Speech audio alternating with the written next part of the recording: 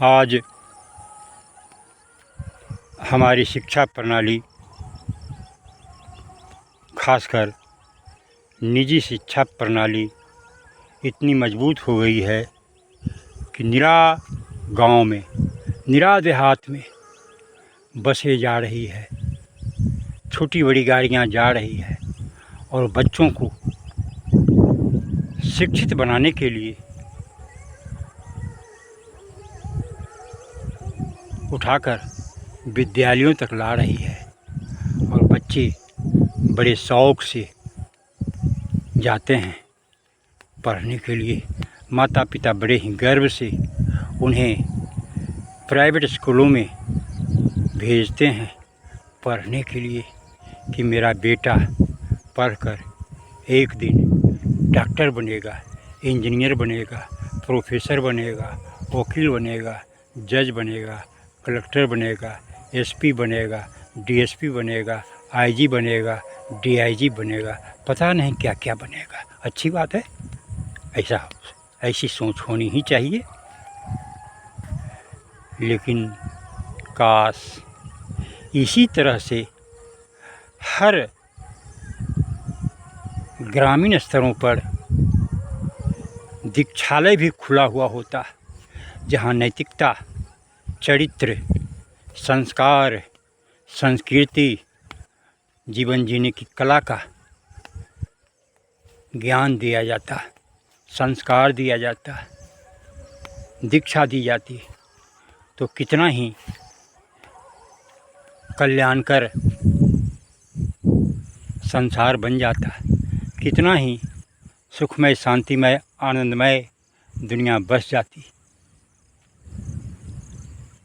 लेकिन आज दीक्षालय का कहीं नामो निशान नहीं है, गुरुकुल की कोई चर्चा नहीं करते, जिसका नतीजा है, जिसका दुष्परिणाम है कि बच्चे पढ़कर जो भी बनना होता है बन जाते हैं।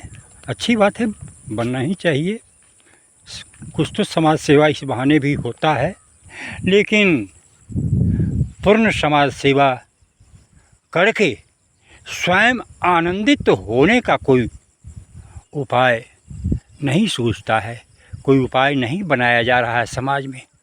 अरे पढ़ा लिखा, डॉक्टर बना, इंजीनियर बना, अच्छी बात है, लेकिन दया भाव पास में नहीं आया,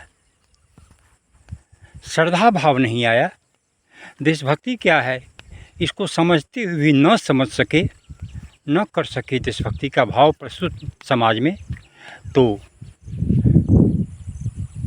जीवन में उन डॉक्टरों, उन शिक्षकों, उन इंजीनियरों, उन अधिकारियों